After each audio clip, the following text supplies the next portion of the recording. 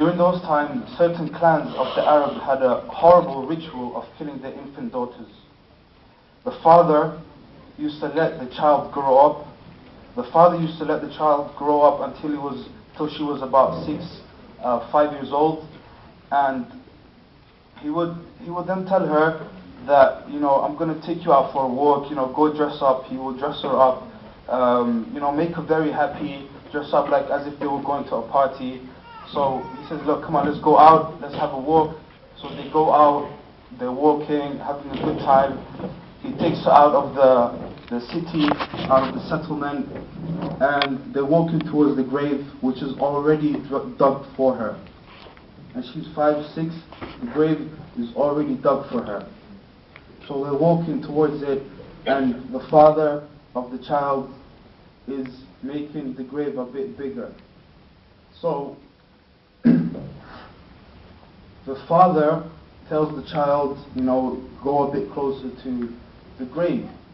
And she is looking at him, very happy, we're going to have fun today. She's looking at him, very close eye contact, saying, when is the fun going to start?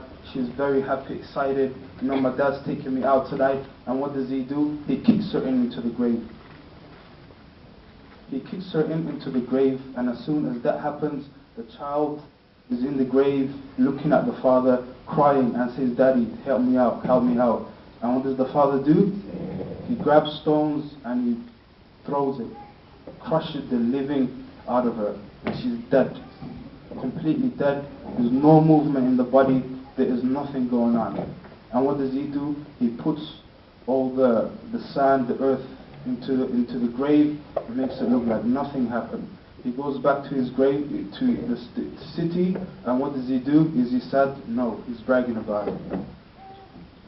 He's bragging about killing his own daughter. Umar ibn Khattab radiallahu anhu was seen once laughing and then crying. So one of the Sahaba asked him, what's going on? Why did you cry? Why did you laugh first and then cry? He replied and he said, I was traveling one day, and while I'm traveling, halfway through my travels, I remembered I forgot my guard. They had portable guards, like we have a portable phone, they had portable guards. So what he does is, it was time for him to pray in front of the guard. He was going to make dua to the guard, and he's like, I don't have my guard with me. So he had a date, tamr, had a date, and he shaped that date into a guard. So what he did, he put the statue, the date in front of him, and he prayed, he prostrated to that date. So he carried on his travels, and it's like, you know what, I'm hungry. So he ate his God. He ate the thing that he was worshipping. This is pre-Islam. And then he said, that's why I was laughing. And then they asked him, why did you cry? Because one day I was with my daughter, who was 5 years old, 6 years old, and I was taken to her to a grave which I dug for her already. So they went to the grave, did the exact same thing. It's a normal ritual that they go through, put her into the grave. And this grave was small, so when he was bowing down, the daughter looked up at him like that and took the sand of his beard. Took the sand of his beard. And what did he do? He killed her and he just buried the child. And this is why he was crying. So he said without Islam, making sujood to dates was completely normal, and then eating them after that was completely normal. Killing my own daughter was completely normal thing before that. And because of Islam, Umar radiallahu anhu became the man that we know him as today, the second Khalifa. So, inshallah ta'ala, the next talk will be the danger of going back to Jahiliyyah by Abu Hanifa, and he will shed some light on these issues that I just raised. Fadl Shaykh.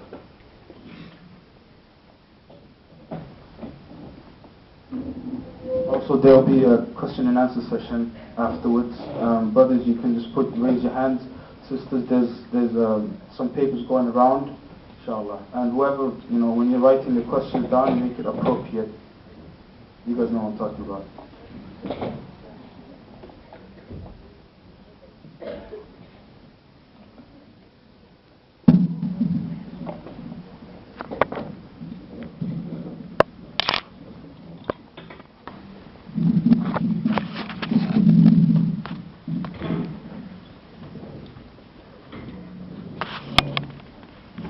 بسم الله الرحمن الرحيم. إن الحمد لله تعالى نحمده ونستعينه ونستغفره ونعوذ بالله من شرور أنفسنا ومن سيئات